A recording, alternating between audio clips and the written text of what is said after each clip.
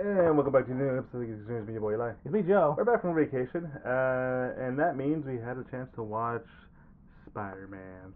Da, da, da, da. Wait, can we sing the rest of that, I or don't know. would we get Let's copyrighted? not do that. I think it should be fine, but I don't want to risk it. Brand new day. It's a brand new day, a brand new movie, a brand new review from us. A lot of brand new stuff. And obviously, we're going to be talking about the movie. It's already been out, so technically we can go into spoilers. Yeah, probably not too big spoilers, but we can. It's been like a week. We can talk about some of the more major stuff, like who the antagonist of the film is, and like not to do that sort of stuff, right? Like we can talk about some of the more interesting aspects of like what this means for the MCU and all that stuff, right? Do you want Well, yeah. Something like one other movie coming out this year from Marvel. Yeah, and that's like another like 4 months from now. Yeah. Yeah. Yeah. I mean, yeah. We can. Start with our 1 minute review, and you go for it, brother. All right. So, Spider-Man: Brand New Day is sort of a, I guess, brand new start for Tom Holland and Spider-Man in this universe. We do sort of see like that sort of like depression arc in Spider-Man here, just not being able to be with his friends, his loved ones, and sort of how much of a toll that takes on his body and his mind, and how that sort of changes and processes him throughout this movie. Having to face sort of a more interesting cerebral threat in this movie, and just trying to balance, really just sort of seeing that sort of hectic balance of trying to balance your social life and the life of Spider-Man in this movie. It really is sort of an interesting character study overall. The CGI was great. I think the action was great. Great direction with the action, and I think even the use of the other Marvel characters like Punisher and Hulk were used pretty well. And yeah, I think overall it was a very solid, very fun experience. It went a little bit over, but I gotcha. All right. Spider-Man: Brand New Day. If you are a fan of the webhead, you are going to be very much happy with this movie. It hits all the right points with what you would expect a good Spider-Man story to be. Him dealing with the issues of not just being, Spider-Man superhero heroics, but also the everyday issues that come with being a person. The loneliness, as my friend and brother said, the depression arc, but it's also like what it means to be a hero and dealing with the consequences of such things. Everyone in this movie brings their A game as always. For me, the person that really stole the show, it might have been Sadie Sink's Jean Grey. I can say that, where everybody basically knows. And yeah, Tom Holland just proves truly that he is one of the best things about the MCU. And yeah, that's about it for my. So where do you want to start on this discussion about this film? I do. I guess what we could take it here is a like just the obviously it's a new director, Dennis. What was his name? Dennis. The guy who did Shang-Chi. Yeah, the guy who did Shang-Chi, and honestly, you can kind of see, especially when it comes to the sequences with the hand. Oh yeah. There's a lot of like sort of wire fu sort of things that are like, oh yeah, this kind of like, you kind of like sort of think to yourself like, this works for Spider-Man sort of stuff. Yeah. Right. Like doing all these sort of interesting sort of action sequences there, and overall, I think a lot of the action was done very well. And I mean, to be fair, I think a lot of people were very excited about that sort of stuff too. When there was like the set footage of like the tank chase scene, right? Mm-hmm. Going online, it's just like, wow, it's actual stunt actors and like physical sets in here and there, like not just full CGI stuff. And but yeah, I think that was I think, like I said, like cinematography I think was great in this. There's a lot of like you can tell really this good was shots. shot in IMAX. Yeah. There's probably some moments where like, oh yeah, this probably look cool on an IMAX screen, right? But yeah, no, yeah, it's a lot of the compositions and stuff of like certain shots. I think there was I'm trying to remember the one shot where I think he came out of the hospital and he's in that like that sort of building area, like sort of construction area, like just the way the blocking works. It was one of those like, oh yeah, this is kind of like, it's one of those it hits a nerve in my brain, and I'm just like, oh, that's a beautiful composition there. But yeah, I think that's the other thing too. I guess when we talk about characters, I do want to just jump into Jean Grey. Yeah, like for me, I think City Sink. There's a lot of conversation about where she was gonna be at, where she was gonna be, like Black Cat or the actual Mary Jane. For whatever reason, you guys thought that was gonna be that. But a lot of people just kind of agree that she would probably be playing Jean Grey. And honestly, it kind of works. I see her. It's funny how she came from a show with the telepath, and now she's the telepath. Yeah, she must have really seen some stranger things, huh? I'm here all day. Anyways, yeah, no, it was interesting because I remember from the trailers and stuff because it was always. Granted, I don't really look into like stuff generally when it comes to Hmm. a lot of these comic book movies because oftentimes once you start trying to dig into stuff, you kind of quickly realize what you might be looking at. And I think it's always fun to just sort of like have that Well, speculation in it mind. works because most of the Marvel movies, these Marvel movies, aren't direct adaptations of those books. Yeah, that's Because true. a 'Cause lot. Go ahead. no, I was gonna say because I'm pretty sure like I don't think there was any sort of storyline where like I mean yeah Spider-Man and the X-Men have crossed paths before, but like I don't think in like a situation like this, right? No, nothing like that. I was also gonna. I was thinking about like how a lot of people, just because the way the trailer is playing, a lot of people thought he was gonna become Man Spider. To be fair, that was something I would have liked to seen, and you know, because you know in this movie, Peter does develop sort of new mutations to the spider thing. He gets organic webs here, like hiding senses, and you know, pretty much it's kind of like a new step into the his spider powers, Mm-hmm. right?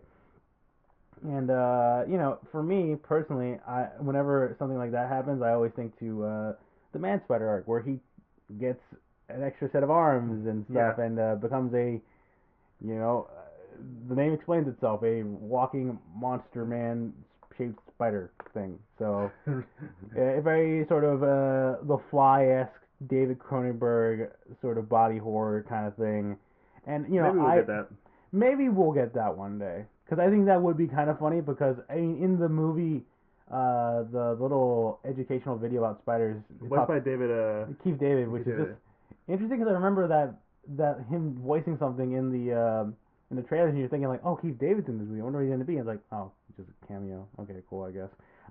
Anyways, you know, like he talks about the 3 stages of a spider's lifestyle, like cycle or whatever. You know, it's like you know, in my brain, I guess, kind of go like, what if the third stage is man spider, right? Mm-hmm. And you know, ultimately, you know, it's whatever. Like, it's one of those things where like the MCU, while having a lot of its stuff like going like you know leaning into the quirkiness and the like Yeah. craziness of comics, right?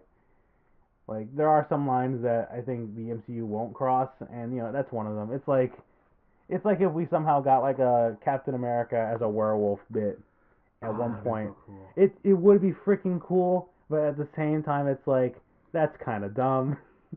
Well, it's like they didn't even really focus a lot on like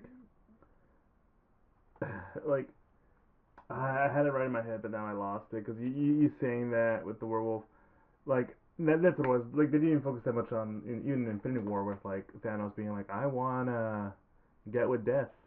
Yeah, He's pretty hot. his original motivation of wiping out half the universe wasn't population control, which funny enough they make fun of that in this movie of like, why didn't you just use the Infinity Stones to make more food? What is he, an idiot? and then, And I wouldn't say they were like you know not acknowledging that. But I yeah, think the problem is if you're thinking within like the easy answer to that is if you're thinking logically, then you are not as crazy as Thanos. yeah, he's called the Mad Titan for a reason. You Yeah. know, he is legitimately pretty much gone insane, and Yeah, no, they say like, yeah, you everyone thought I was a madman. I was like, yeah, you are. Why would you? Well, who would think that? yeah, that's like legitimately the dumbest thing anybody could do. Yeah, What's wrong with you? yeah. But like, now, obviously, maybe we will get it down. We don't know how these movies are planned after and Doomsday and Endgame. Oh, sorry, not Endgame. Secret Wars. Yeah. So we don't know where that goes. But honestly, I'm kind of intrigued to see if they decided to do that. I think what we forgot to mention about City Sync is that our actual true confirmation of mutants.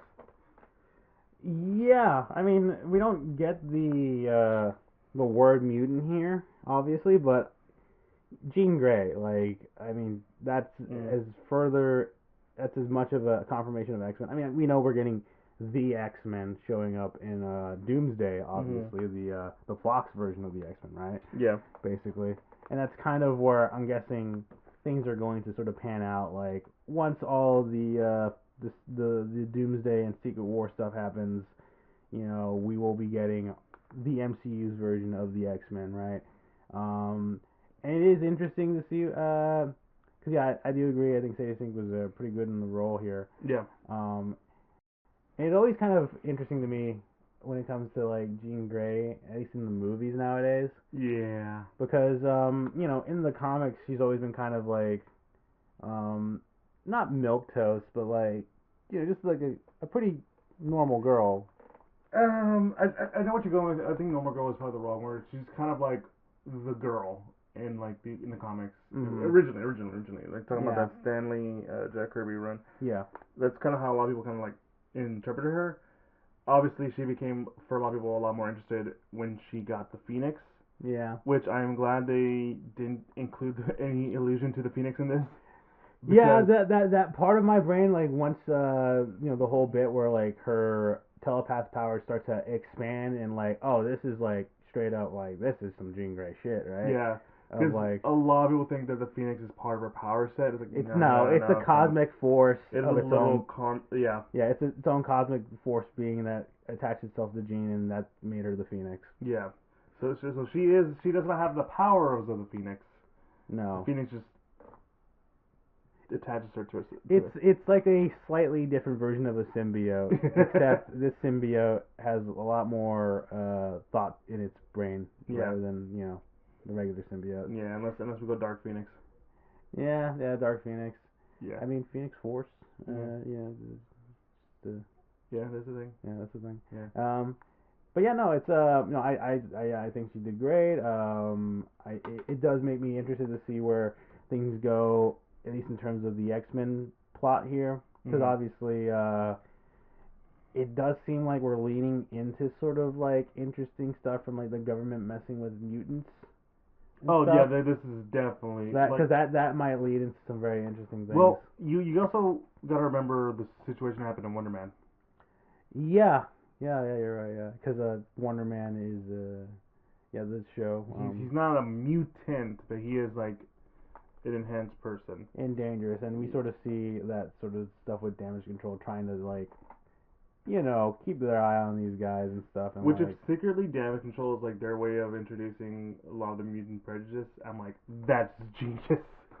Yeah, because especially I forget the name of the character in this, but he's sort of the director of damage control. He's very much of like this sort of like we want to. He has like these, you know, in his mind he's like we want to help you guys, but really what he's doing is sort of experimenting on people and sort of trying to take their tool sets, whatever, to like benefit them, right? Yeah. Like you guys are out of control, but if we have it to the right person to use these, then yes, then these can be used for good, you know. We see them messing with some of the old tech, like the Shocker's gloves or whatever, or even in like sort of the climax of the fight, we you know, there's like weapons that they've designed to sort of counter Spider-Man, you know, even though he's been on their side for pretty much most of the movie at this point. Yeah. You know, that's sort of like, you know, these guys have like they're trying to Batman this scenario here, right? Of like have every contingency plan for all these enhanced individuals, the ones we even that we know they're good, one day they could be bad. Yeah. And that's bad for us. But mostly you can tell this is where the beginning of like if the mutants become a thing, they're the ones that are gonna be like the most, because, you know, and I remember people, like, this is still like a topic that people talk about a lot of times, like, why is it in that mutants are always sort of seen and discriminated against, but yet almost every single other enhanced individual in the Marvel universe is kind of like, oh, we love that guy. Yeah, that part. I thought you were gonna go with like, you know, if you have a guy who can blow himself up and from a few, I think you kind of have, it's like one of those like. Yeah, like, no. I mean, I get that. That's usually the counter argument to that of like, well, if a guy just somehow develops the ability to explode like the entire like city block of Manhattan, then yeah, we probably should be looking down on these muty guys or whatever. These muties. It's like, oh, hold on, whoa, you that's a can't use hard, that word. that's a hard M right there, sir. All right, calm down. All right, you know. Yeah. But yeah, I think that's always been an interesting topic because I think mainly in my brain it's always been like because the mutant gene is like a gene that every human has in the Marvel universe. Mm-hmm. It just activates for some people, and that's how they become mutants. Yeah. And that's the whole philosophy of Professor X and Magneto. Magneto seeing them as the next step to human evolution. Yeah. And obviously Charles is like, no, we can't. We have to coexist, and so it's like that sort of thing, right? And yeah, it will be interesting to see where that stuff goes. Speaking of, I guess to sort of center it back to the main protagonist of the movie, Spider-Man. Dude, like this is I think I know because obviously we didn't do a review on the Odyssey because we did watch that and I was like, man, Tom Holland's actually pretty good in this, and I think people were sort of like I don't know, like not bad mouthing him, but it's like they're just saying, it felt like people were just like we're being hard on him. Yeah, everybody's being hard on him because I think everybody in that movie did great in that role. Yeah. In their roles, and it's just sort of like, no, I think Tom Holland's good in this, and I think similarly, I think Tom Holland put out probably one of his best performances as Spider-Man in this movie. Oh yeah. Like you get to feel that sort of his sort of his sadness, this sort of like, people call him like a sad lonely guy. He's like, what? No, you crazy? That's what? Dude, you have no friends. Yeah, like the only person he normally talks to is like a detective most of the time, and even she's like, dude, you gotta take a day off, man. Dude, you gotta go find some friends. Yeah, just chill. Yeah. You're talking to Frank. Yeah, you're like the only person. Yeah, exactly. Frank Castle's probably the only other guy you have, decent conversations, and you're bickering half the time with him. So Well, that's his dad. It's Frank Castle. Yeah, it's Frank Castle. So it's like that man is not okay. Yeah. That man is not okay. Yeah, it's I think Tom did great in this. I think it's one of those things in my brain of like, yeah, no, this is he's definitely probably at this point probably the Spider-Man of this generation, right? Oh no, definitely. Kind of the same way we talked about what's his name for the guy who played Superman recently? David Cornsweet. David Cornsweet. Like that's like the generational Superman right there. Just how the way Tom Holland is because he did part of it is the writing, the way they write Spider-Man, because like they really do teeter the line between like Spider and Man kind of thing. Yeah. Because like yes, he is like doing an incredible job as Spider-Man. He has no social life. He is like always he's doing like that parasocial thing where he's always like checking on MJ and Ned. Yeah. And I'm just like, that's a little real, bro. Yeah, that probably is how some people sometimes act. Yeah, that's yes, because sometimes you don't want to talk to your old high school friends, but you'll look them up on Facebook or whatever, and it's just like, oh, that's what they're doing with their lives, and here I am doing Jack or whatever, right? Yeah, which is not healthy. Not healthy. Yeah, no, it's a vicariously living through other people, and like, it's ultimately it's a prison of his own design, Funny enough, that is one of the core things about this movie. Yeah. Because there is a moment where he is talking to MJ, because MJ finds out. Yeah. Yeah. Like you knew this was gonna happen. Yeah. And she rightfully says, "But I don't know you. Like you're attached to me, and don't get me wrong, I'm cool with you. I'm cool that you saved my life. Don't get me wrong. It's just like I can't give you what you want." Yeah, not anymore, right? Not anymore. Sort of thing. It's, yeah. And it's a very sort of, I think that's sort of a moment. I think you were telling me after the movie where I was like, I think we just saw some couples therapy there. Yeah. An actual couple therapy. Yeah, it's sort of. The funny thing is they weren't supposed to film that. That was just Zendaya and Tom Holland. Just Tom Holland. It just happened to roll the cameras, and then the director was like, we can use that. hold on, let's get this to the editing crew. Yeah, but that's it's That'd be really awkward for those. It does make me wonder, like, because I mean, the movie ends with Peter more or less connecting with Ned because Yeah. he does his like secret handshake with him. He's like, Peter, Yeah. you know. So it does seem like the You very always trust the boys. yeah. The secret handshakes is the universal language for all men, you know. Yeah. It's like, wait. Oh my god, do we just become best friends? We were Yep. always best friends. Yep. Step brothers. Yeah. Well, it's just yeah. You were saying? Yeah, no, but you know, it makes me wonder like how much are we gonna keep having these sort of characters in like the next installment? Because we know like they're making more of these. No, definitely. And granted, Tom has even said that he wants to do the passing of the torch thing, Mhm. which you know probably There's a lot of moments where you feel that. you know that does make sense given the setup here, and I think probably once like the Spider-Verse movies are done, I'm pretty sure then they'll probably try to introduce Miles into the actual MCU and stuff. Because I mean, he's there. Like we know he's there. The Prowler's running around. Well, you know, he was running around, then he got captured in. He's still stuck on that in that car. Yeah, he's still stuck there. Yeah, to this day. But yeah, we know that's still there. That's probably a setup. Yeah. That will eventually happen, and I think that will be a very interesting thing when it does happen. And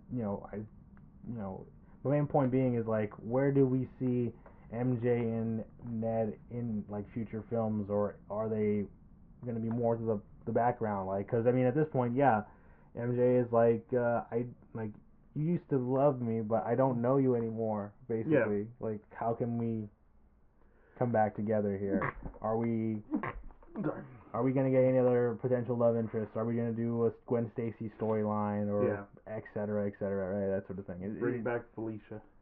You never had a black cat. No, we have not had a black cat in any of these Marvel movies, and honestly, I think it would be an interesting thing to do. It's funny because I feel like a lot of people are now more into Black Cat Spider-Man than they would. I think it's because of Marvel Rivals. I think it's Marvel Rivals. I think it's also because it's like just the femme fatale kind of vibe.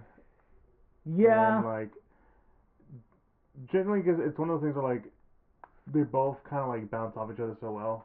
It's the Batman Catwoman thing. Yeah, I was about to say it's his literally his Catwoman to his Batman. Yeah.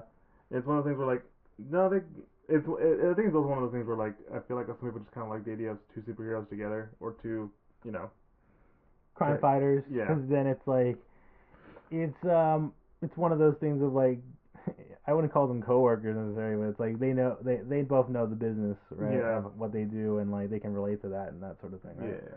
Like there's things in there that make sense, but like honestly, we'll see how that plays out. Yeah, no. Honestly, that moment with MJ was probably one of my favorites, just because like I don't know, I've seen a lot of people online saying like, man, she was kind of being kind of a jerk, or like, no, she was pretty normal, she was pretty reasonable. I mean, yeah, given the circumstances, and again, you know, it was Peter's like choice not to meet them because he does, you know, again at the end of the third movie, right? Yeah. Like he has the option. He's like he's gonna do it, but then he decides not to because ultimately in his brain, much like in the first Sam Raimi Spider-Man movie, right, where like MJ's like, "I love you, Peter," and he's like, "No, we can't be together." Yeah. Because you know this is I'm Spider-Man. He doesn't say that. He doesn't say that to her, but he's like in his brain he's like, "I'm Spider-Man. The people I know, people I love, will always get hurt if they're not Spider-Man." That sort of thing. So this is my curse. This is my burden that I have to live with. Yeah. And similarly, in end of No Way Home, that's what Peter thinks. He's like, I've lost May, and ultimately, I want to protect you guys more than to be with you guys. Yeah. I mean, there's the moment where like she like it's just a subtle thing of her like moving her hair, and you saw like the little bandage, and he's like, yeah, I'm gonna stay quiet. Yep. Which and that's what honestly what I love about I love about that scene is like it like the consequences are further continued. Yeah. Which is like it's such a Spider-Man thing, like this is the consequences of his previous actions. Yeah. And it makes sense. Having to deal with the responsibility of those actions. Yep. Exactly. Because he has the power to do things. The great power, if you will. Yes. And that comes with great responsibility. Yep. Yes. It's even said so again in this movie. Yep. But and I do like how that movie ends with like because they do bring back Marissa Tomei as Aunt May as sort of like this guiding hand for Peter. Yeah, like we keep cutting back to this one scene of them in the room, in his room, just sort of talking to each other. And we get the full version of that playing out by the end, and it's like, yeah, this is ultimately the words he needs to hear. It's the words he's been trying to block out for a while, but ultimately, yes, he doesn't have to do this. But like he's always gonna have people with him, like no matter where he goes, even if he feels alone, that sort of thing, right? And yeah, it's a very touching moment, so touching that even gives Gina a change of heart, of like, damn, I needed to hear that because I don't really have a mom. I don't have anyone. You have me. Yeah. Which I really enjoyed that part. That was nice. Like I think some people would say it's a little cheesy, but I'm like, it's a superhero movie. Yeah, and I think that works for Spider-Man here. Yeah. But yeah. I mean, what else is there to talk about? I mean, obviously, Punisher here is used very well. It's honestly kind of funny. Honestly, a lot of when they were saying like, oh, we're gonna have the Hulk, we're gonna have the Hand, we're gonna have Scorpion, we're gonna have Punisher, and I'm like, okay, that's a lot. You're having flashbacks to Spider-Man 3 and Amazing Spider-Man 2 of like, yeah, overload. There's too much shit happening, but no, they're all used very well, very minimal too. Minimal too, yeah. Hulk, Bruce here is he's here for like both science advice and then gets used for Hulk stuff later.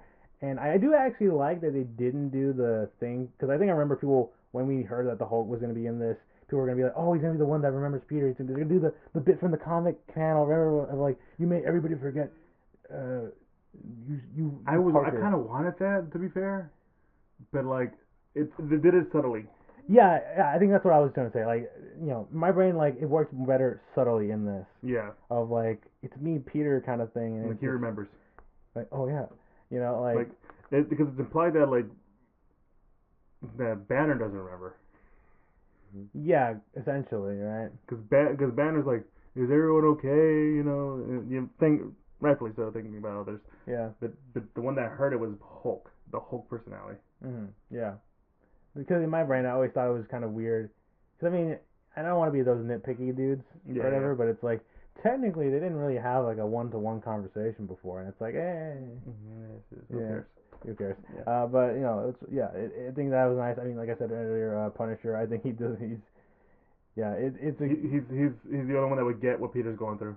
Yeah, it's a great dynamic there. Obviously, it would have been better if it was Daredevil, but yeah. I mean, I guess technically speaking, it wouldn't work because he's in jail. Yeah, I thought that was something interesting too when that happened for season 2 of Born Again, of like, oh, that's why they're in that prison. They're gonna break them out with they're fighting the Hands. Like, no. No. I guess to be fair, even the Hand isn't used that well.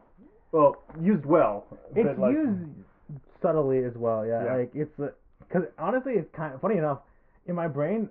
Because the damage control guys are like, oh, we're working with the Hand, we just need to give them direction and stuff. And it's like, I don't know, if you're working with the Hand or the Hand's working for you, that probably means you're bad guys.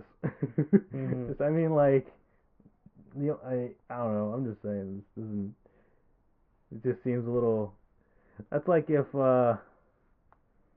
I don't know. I can't think of a good metaphor. I'm sorry. No, I can't think of one either. I'm just like, it's like if you're. I don't know. My bad. I can't think of a good metaphor. But pretty much, it's like in my brain, I'm like working with the Hand. Oh, you guys are definitely bad guys. Like as cool as you sound, sir. You're working with some secret ninja stuff. I don't know. It doesn't seem, unless those ninjas are wearing suits in the office. All right, I don't trust you. They can have the face mask and like the little headband and stuff. I want to see that so bad. But they gotta be wearing suits in this office. Everybody else is wearing suits in this office. They can't be because it's just funny because they're still in ninja outfits walking around. Yep, and I mean there's also this whole thing with damage control that I actually found really interesting. Just how they kind of just play around with a lot of this stuff.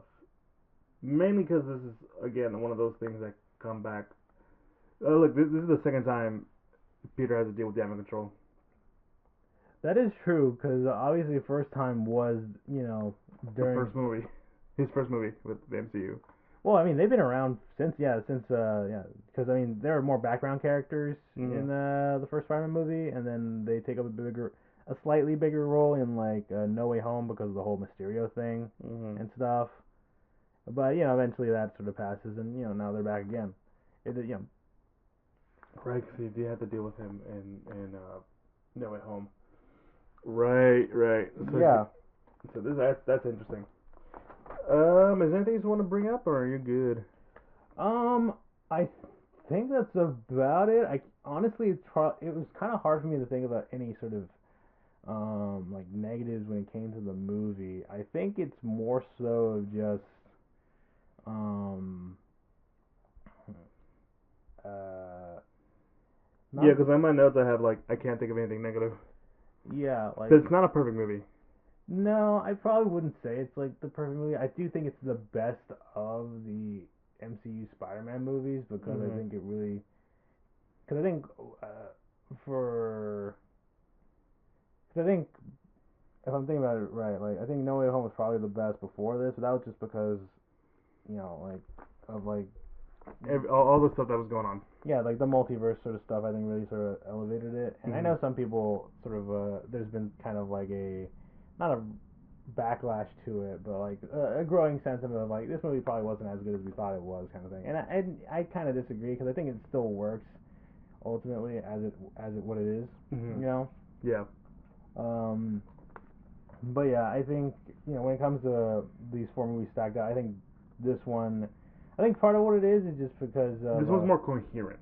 coherent and a lot more grounded, I guess. Like Yeah. we're not dealing with like because it feels like much like the first movie. Like the first one was pretty grounded. It's just Yeah.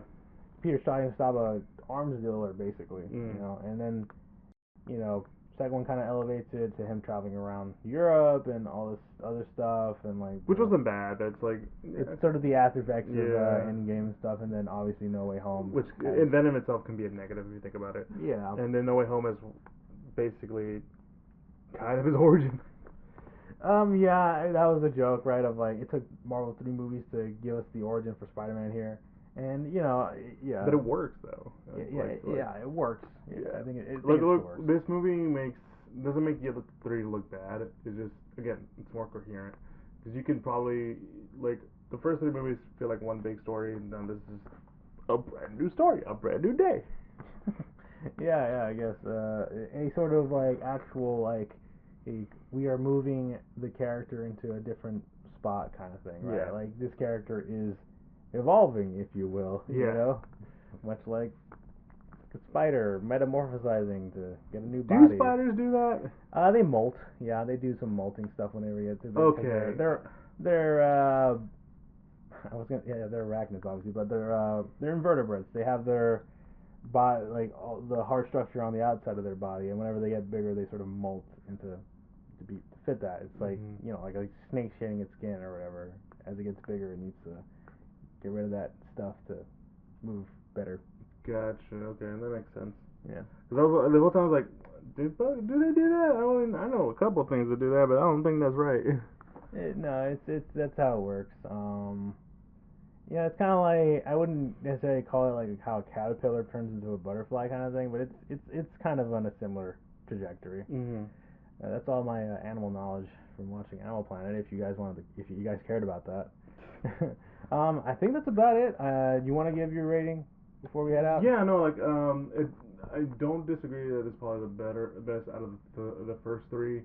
My opinions on the first original three may waver over time, but I feel like this one genuinely probably is the best out of the three.